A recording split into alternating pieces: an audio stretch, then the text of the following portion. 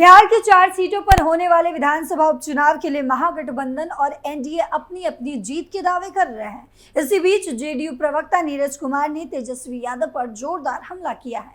तंज कसते हुए उन्हें छोड़-छुड़ी पटाखा बता दिया। इसी दौरान नीरज कुमार ने कहा कि नीतीश कुमार का 19 साल का शासनकाल रहा है। आपके पिताजी यानी कि लालू प्रसाद यादव का सौभाग्य था कि उन्होंने भागलपुर दंगे के मुख्य आरोपी को मवेशी मेले में दंगाइयों को चांदी का मुकुट पहनाया था। ये सामान्य बात नहीं है। यानी जिस बिहार को राजनीति के मामले में सबसे अव्वल नंबर पर देखा जाता है, माना जाता है, आज वहां होने वाले चुनाव से पहले आरोप और प्रत्यारोप का दौर चल रहा है। तो कैसी चल रही है बिहार की राजनीति, बताएंगे आपको अपने स्पेशल स्टोरी में। नमस्कार, आप देख रहे हैं कैपिटल टीवी बिहार। मैं हूं आपके साथ पल्लवी सिंह।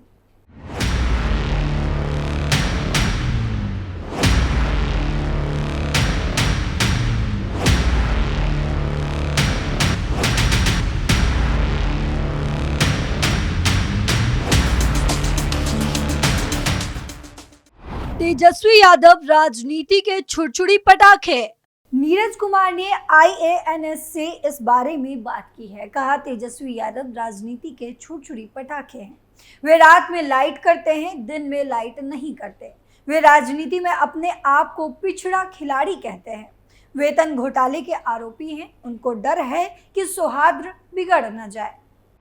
लालू बनाते हैं प्रॉपर्टी टावर और नीतीश बापू टावर।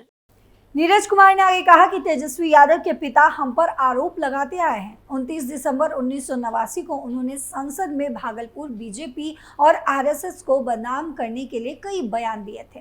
तब सर्टिफिकेट कौन जारी कर रहा था? आपके पिता जारी कर रहे थे। हम टावर बनाकर बापू का सम्मान करते हैं और आप प्रॉपर्टी टावर बनाकर कानून से छेड़छाड़ करते हैं। नीतीश कुमार की शासन व्यवस्था का इंजेक्शन जब लगता है तो माननीय सुप्रीम कोर्ट तक उसकी हनक कायम रहती है। झारखंड चुनाव में आरजेडी की कम हिस्सेदारी पर भी तंज। इसके बाद उन्होंने झारखंड चुनाव में आरजेडी के हिस्से मात्र 9 सीटें आने पर कहा है कि ये अब तेजस्वी यादव का ये आंतरिक मामला है, लेकिन मुझे ऐसा लगता है उन्हें इस बात का एहसास था कि लंबे समय से चारा घोटाले में जेल में बंद रहे हैं, तो जेल से मेरा इतना प्रभाव है कि हमारी पार्टी को बहुत सी सीटें मिलेंगी। उनको मिली 6 सीटें। एक अंदरूनी जानकारी मिल रही है कि एक जेल में बैठे व्यक्ति को राजद ने टिकट दिया है। अगर ये सच है तो भारतीय लोकतंत्र के लिए इससे ज्यादा शर्मनाक और कुछ नहीं हो सकता। शुचिता की राजनीति का दावा करने वाले जेल में बंद व्यक्ति को टिकट देते हैं। घोटाले के आरोपी को टिकट देने से ज्यादा शर्मनाक कुछ और नहीं हो सकता। शराब से मौत के बढ़ते आंकड़े। वहीं बिहार में शराबबंदी के बीच मिलावटी और जहरीली शराब से मौत का सिलसिला जारी है। शराबबंदी कानून लागू होने के बाद सैकड़ों लोगों की मौत शराब पीकर हो चुकी है। छपरा, सिवान, गोपालगंज और मुजफ्फरपुर में शराब पीकर मौत की घटनाओं के बाद राज्य में सियासत गर्म हो चुकी है। तेजस्वी यादव, नीतीश कुमार और एनडीए सरकार पर हमलावर हैं, तो बीजेपी, जेडीयू, हम और एनडीए के अन्य दल राजद पर शराब माफिया को संरक्षण देने का आरोप लगा रहे हैं। इस बीच तेजस्वी के आरोपों से नीतीश कुमार का बचाव करते हुए नरेंद्र मोदी सरकार के मंत्री जीतन राम मांझी ने नेता प्रतिपक्ष पर बड़ा हमला किया है। आरोप लगाया है कि तेजस्वी यादव शराब पीते होंगे और तस्करी में लीन भी होंगे। इस पर जीतन राम मांझी ने गुस्से का इजहार भी किया।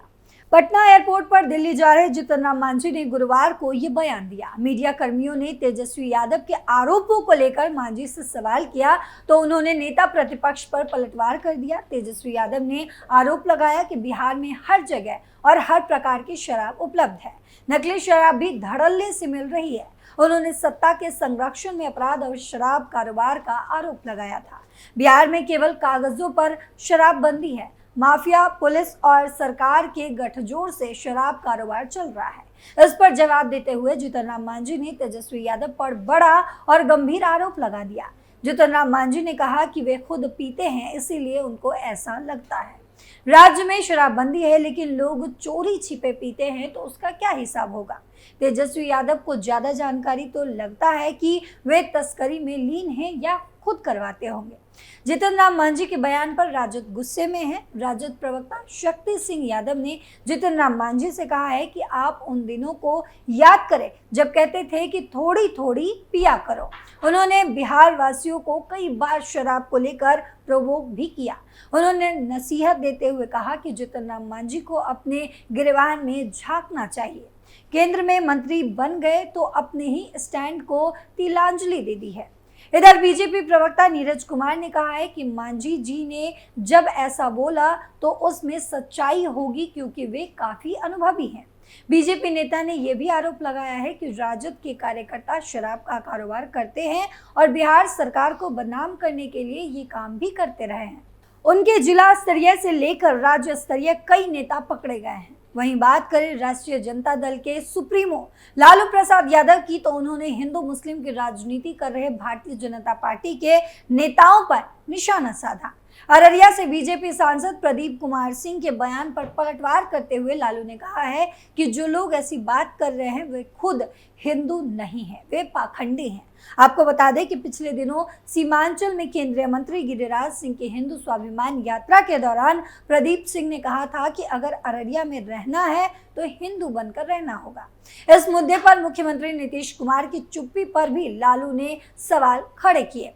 आरजेडी सुप्रीमो ने कहा है कि नीतीश तो चुप ही रहते हैं, वे कब बोलते हैं। गिरिराज सिंह पर हिंदू मुस्लिम करने का लगाया आरोप। बिहार के पूर्व मुख्यमंत्री लालू प्रसाद यादव ने शुक्रवार को पटना में मीडिया से बातचीत के दौरान ये बातें कही हैं। झारखंड में होने जा रहे विधानसभा चुनाव पर प्रतिक्रिया देते हुए उन्होंने कहा है कि वहां आरजेडी जीत दर्ज करेगी। उन्होंने बताया कि वे भी आगामी दिनों में झारखंड में चुनाव प्रचार के लिए जाएंगे। लालू यादव से जब नीतीश कुमार के आरजेडी के साथ अब नहीं आने के दावे के बारे में पूछा गया तो उन्होंने जवाब में कहा कि ये बात वही जाने। 2 दिन पहले भी लालू प्रसाद यादव ने केंद्रीय मंत्री गिरिराज सिंह और बीजेपी सांसद प्रदीप कुमार सिंह पर निशाना साधा था। उन्होंने कहा था कि गिरिराज सिंह को हिंदू और मुस्लिम की बातें करने की आदत हो गई है। हालांकि दंगा फसाद कराने के सवाल पर उन्होंने कहा था कि हमारे रहते कोई दंगा कैसे करा सकता है। जनसुराज का नया खेल। वहीं इन तमाम राजनीतिक खेल में जनसुराज के संस्थापक कहीं से भी पीछे नहीं है। दरअसल तरारी विधानसभा उपचुनाव के लिए जनसुराज की तरफ से किरण देवी ने नॉमिनेशन कर दिया है। इस दौरान उनके साथ जनसुराज के संस्थापक प्रशांत किशोर समेत कई बड़े नेता मौजूद रहे। इस मौके पर प्रशांत किशोर ने मीडिया कर्मियों से बातचीत भी की और उन्होंने कहा कि बिहार में तीसरा विकल्प बनने को जनसुराज पूरी तरीके से तैयार है। बिहार की जनता लालू और नीतीश के राज से पूरी तरीके से त्राहिमाम हो चुकी है। अब जनसुराज उनके सामने एक बढ़िया विकल्प बनकर सामने आया है, क्योंकि लालू यादव के राज में अपराधी सरकार चलाते थे, वहीं दूसरी तरफ नीतीश कुमार के राज में अधिकारी सरकार चला रहे हैं।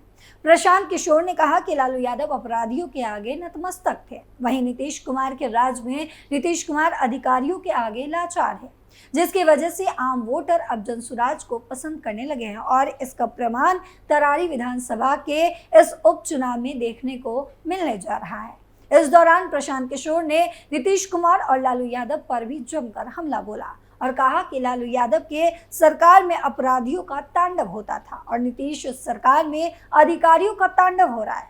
पीके ने कहा कि लालू यादव के सत्ता में रहते हुए अपराधी पुलिस से नहीं डरते थे और नीतीश सरकार में अधिकारी किसी से नहीं डरते। लालू राज में हथियारों का बोलबाला था और अब अधिकारियों के कलम का बोलबाला है। वहीं प्रशांत किशोर ने एनडीए प्रत्याशी पूर्व बाहुबली विधायक सुनील पांडे के बेटे विशाल प्रशांत को टिकट मिलने पर कहा कि पहले सुनील पांडे जेडीयू में थे, फिर लोजपा में आए, इनका भी इतिहास किसी से छिपा हुआ नहीं है। वहीं तरारी में साफ सुथरा प्रत्याशी जनसुराज ने उतारा है ताकि तरारी की जनता को गुलामी से मुक्त कराया जा सके। प्रशांत किशोर ने पूर्व प्रत्याशी जनरल एसके सिंह का नाम वोटर लिस्ट से गायब होने के मामले पर जिला प्रशासन द्वारा खंडन किए जाने को लेकर कहा है कि जिला प्रशासन ने उनकी बातों को समझा नहीं और बेवजह खंडन निकाल दिया है। इस दौरान प्रशांत किशोर ने जिला प्रशासन को भी आड़े हाथों लिया और इस नामांकन के दौरान विरोधियों पर भड़ास भी निकाली। तो बिहार की राजनीति में हर तरफ से खलबली मची हुई है। लेकिन हमारी रिपोर्ट पर आपकी क्या राय है, कमेंट बॉक्स में जरूर बताते जाइएगा। फिलहाल मेरे साथ इतना ही। देश और दुनिया की तमाम खबरों के लिए देखते रहिए कैपिटल टीवी। नमस्कार।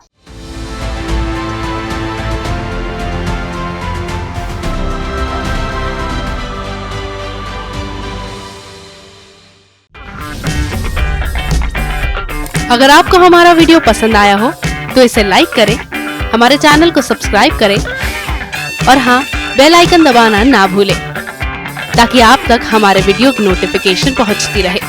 आप अपना सुझाव हमें कमेंट बॉक्स में दे सकते हैं। हमारे साथ जुड़ने के लिए शुक्रिया।